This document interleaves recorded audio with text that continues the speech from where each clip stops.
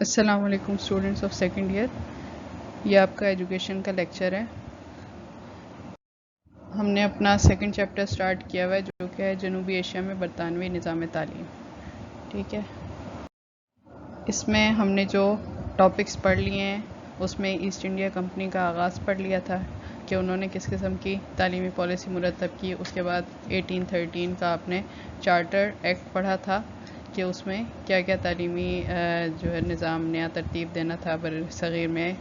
انگریز حکمرانوں نے اپنی ضروریات کے مطابق وہ اس کی کیا خد و خال بیان کیے گئے. اور اس کے بعد آپ نے پڑھا سر چارلس ووڈ کا ڈسپیچ. ٹھیک ہے، ووڈس ڈسپیچ جو کہ 1854 میں پیش کیا گیا. یہ وہی تمام تر اس میں تعلیمی جو سرگرمیاں تھیں ان کو قانونی شکل دے دی گئی، قانونی طور پر منظور کر لیا گیا، جو کہ 1813 میں چارٹر ایکٹ کی صورت میں پیش کی گئی تھی. اور اس میں وہی کہ انگریزی زبان کو جو ہے وہ ذریعہ تعلیم بنایا جائے اور تمام جو مغربی علوم ہیں ان کے اشاعت کو اور ان کی جو ہے تعلیم کو زیادہ فروغ دیا جائے بنسبت مشرقی علوم کے. اور مسلمانوں پہ جو ہے ہندوؤں کو فوقیت دی جائے، ان کو تعلیم کے میدان میں بھی اور اس کے علاوہ سرکاری ملازمتیں بھی کے لیے بھی جو ہے وہ ہندوؤں کا انتخاب کیا جائے. ٹھیک ہے، یہ سب ہم پڑھ چکے ہیں ووڈس ڈسپیچ میں. آج جو آپ کا ٹاپک ہے وہ ہے سارجنٹ رپورٹ. تو اس کو یہ بھی اسی طرح سے جو ہے پچھلے دو ٹاپک کی طرح امپورٹنٹ ہے، اس کو بھی سمجھ کے پڑھیں اور ساتھ ساتھ اس کو یاد بھی کریں. سب سے پہلے اس کا تعارف پڑھ لیتے ہیں کہ سارجنٹ رپورٹ کیا ہے. حکومت برطانیہ نے 1944 میں ہندوستانیوں کے لیے ایک نئی تعلیمی اسکیم تیار کی جس کو سارجنٹ رپورٹ کہا جاتا ہے. ٹھیک ہے، یعنی 1944 میں حکومت برطانیہ کی طرف سے جو حکمران تھے اس وقت بر صغیر کے، انہوں نے ہندوستانیوں کے لیے، یعنی ہندوستان جو اس وقت تھا، جو مسلمانوں اور ساتھ ساتھ ہندوؤں جو اور اقوام بھی اس جگہ بر صغیر کی جو علاقہ تھا وہاں رہتی تھی، ان سب کے لیے ایک نئی تعلیمی اسکیم تیار کی، جو اس سے پہلے تک جو ہے وہی ووڈس ڈسپیچ والی 1854 والی تعلیمی اصطلاحات جو ہیں وہ نافذ تھیں اور وہی چلتی چلی آ رہی تھیں. لیکن 1844 میں آ کے برطانوی حکومت نے جو ہے ہندوستانی کے لوگوں کے لیے، تمام لوگوں کے لیے ایک نئی تعلیمی اسکیم تیار کی تھی جس کو سارجنٹ رپورٹ کا نام دیا گیا تھا. اب ہم دیکھتے ہیں اس کے اہم نکات جو ہیں، یعنی کون کون سے امپورٹنٹ پوائنٹس جو اس میں ڈسکس کیے گئے. اس اسکیم کے اہم نکات درجہ ذیل ہیں. نمبر 1، 14 برس تک کی عمر کے تمام بچوں کے لیے تعلیم مفت اور لازمی ہوگی. یعنی کلاس 1 سے لے کر 14 برس جو تقریباً میٹرک کی ایج ہوتی ہے تب تک تمام بچوں کے لیے تعلیم مفت کر دی گئی اور لازمی بھی کر دی گئی. تعلیم حاصل کرنا جو ہے وہ لازمی ہے ہر بچے کے لیے، اور اس کے علاوہ کسی قسم کی کوئی فیس یا جو اس کا معاوضہ ہے وہ حکومت جو ہے وہ طلب نہیں کرے گی اپنے سرکاری اسکولوں میں. ٹھیک ہے، اور تعلیم حاصل کرنا لازمی ہوگا. نمبر 2، 6 برس تک کی عمر کے بچوں کے لیے سرکاری مدارس میں تربیت یافتہ اساتذہ کی زیر نگرانی نرسری کلاسز کھولی جائیں گی. یعنی 6 برس جو بچے کی ایک اسکول داخل ہونے کی عمر ہوتی ہے، اس ایج کے بچوں کے لیے باقاعدہ ٹریننگ دی جائے گی اساتذہ کو، ٹیچرز کو، اس کلاس کو، نرسری کلاس کو پڑھانے کے لیے، اور ان کی جو ہے نرسری کلاسز کا آغاز ہوگا. کلاس 1 سے پہلے جو کلاسز ہوتی ہیں کے جی یا نرسری. نمبر 3 پہ 7 سال سے 11 سال کی عمر کے بچوں کو دی جانے والی تعلیم کو پرائمری تعلیم کا نام دیا جائے گا. 7 سے 11 سال کی عمر تک بچے جو تعلیم حاصل کریں گے جن کلاسز میں، اس تعلیم کو جو ہے وہ پرائمری تعلیم کا نام دیا جائے گا، یعنی وہ پرائمری سیکشن کہلائے گا. نمبر 4، 12 سے 16 سال کی عمر تک ہائی اسکول کی تعلیم مہیا کی جائے گی. 12 سال سے لے کے 16 سال کی عمر تک جو بچے تعلیم حاصل کریں گے اس کو ہائی اسکول کی تعلیم کہا جائے گا. نمبر 5، ٹیکنیکل اور تجارتی تعلیم کا انتظام کرنا بھی اسکیم کا حصہ بنایا گیا.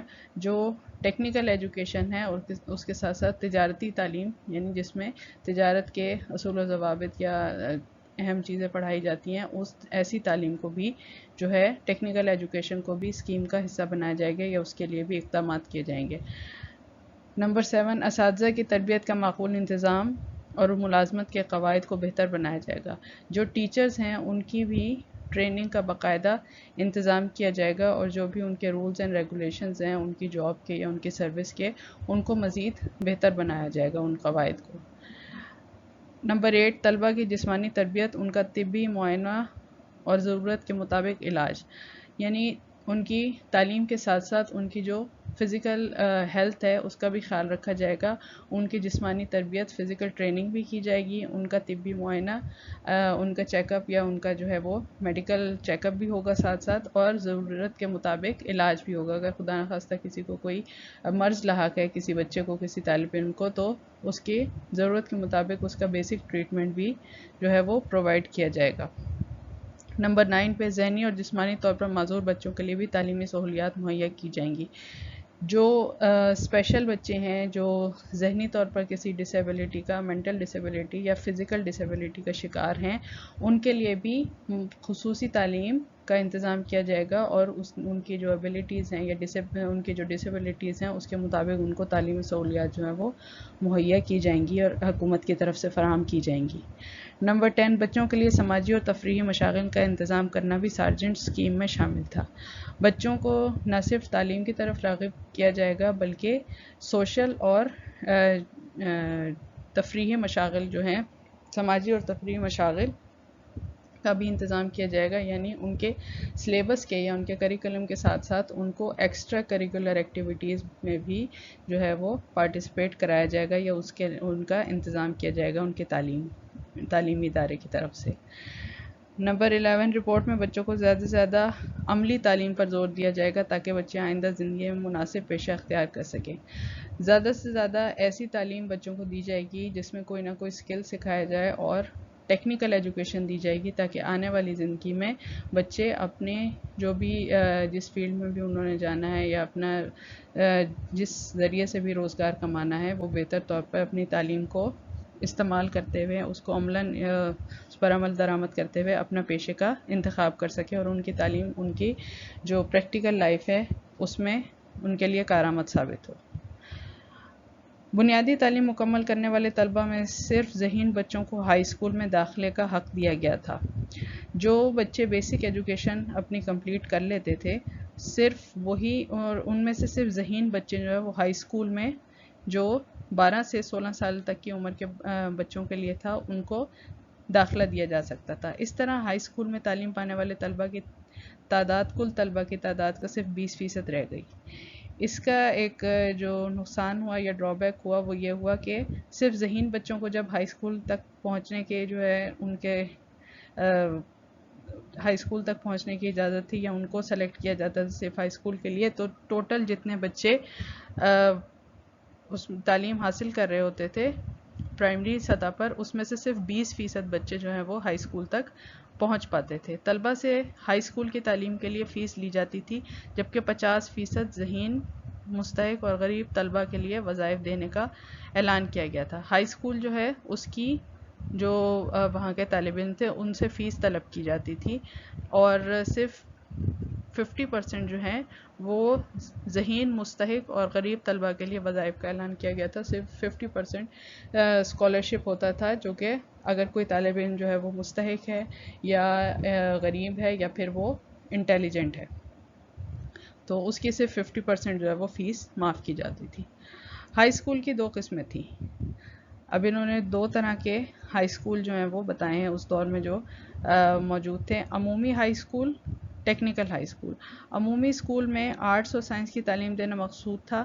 جو عمومی یا عام جو ہے وہ ہائی اسکول سے، اس میں آرٹ سبجیکٹس اور سائنس سبجیکٹس کی تعلیم دی جاتی تھی، جبکہ ٹیکنیکل اسکولوں میں صنعتی، تجارتی اور پیشہ ورانہ مضامین میں مہارتوں کی تعلیم دی جاتی تھی. جبکہ جو دوسری ٹائپ تھی ٹیکنیکل اسکولس کی، اس میں ایسے اسکلز یا ایسی ٹیکنیک سکھائی جاتی تھیں جو کہ ہماری صنعتی، تجارتی اور پیشہ ورانہ مضامین جو ہیں ان میں مہارتیں سکھائی جاتی تھیں، اسکل سکھائی جاتی تھیں. ان اسکولوں میں سائنس کا مضمون لازمی تھا. جو ٹیکنیکل اسکول تھے اس میں سائنس کا مضمون جو ہے وہ لازمی اختیار کرنا ہوتا تھا ہر طالب علم نے. اس کے علاوہ لکڑی، پتھر اور دھات کے کام کی تعلیم کا انتظام بھی تھا، اور اس کے علاوہ ایسی ٹریننگ دی جاتی تھیں، ایسی سکل سکھائے جاتے تھے، جیسے مثلاً لکڑی کا کام یا پتھر کا کام یا دھات کا کام جو ہے وہ بچوں کو ان ٹیکنیکل اسکول میں سکھائے جاتے تھے.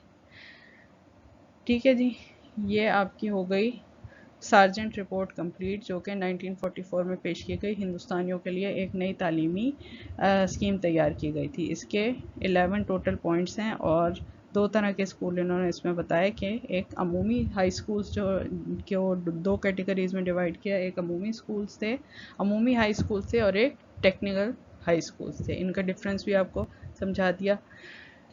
ٹھیک ہے، نیکسٹ آپ کا ٹاپک ہے بر صغیر میں برطانوی نظام تعلیم کی خصوصیات. ٹھیک ہے، یہ انشاءاللہ پھر ہم پڑھیں گے. اس میں مقاصد تعلیم، نصاب تعلیم، وہی جیسے ہم پیچھے بھی پڑھا ہے ہم نے. مختلف مفکرین کے نزدیک نصاب تعلیم اور مقاصد تعلیم کیا تھا. اس کے بعد ہم نے پڑھا تھا بر صغیر میں مسلمانوں کے جب دور حکومت تھا تب نصاب تعلیم اور مقاصد تعلیم کیا تھے. اور اب پڑھیں گے کہ بر صغیر میں برطانوی نظام تعلیم کی خصوصیات میں مقاصد تعلیم اور نصاب تعلیم کس قسم کا تھا. ٹھیک ہے، یہ آپ کا آج کا ٹاپک کمپلیٹ ہو گیا. اوکے جی.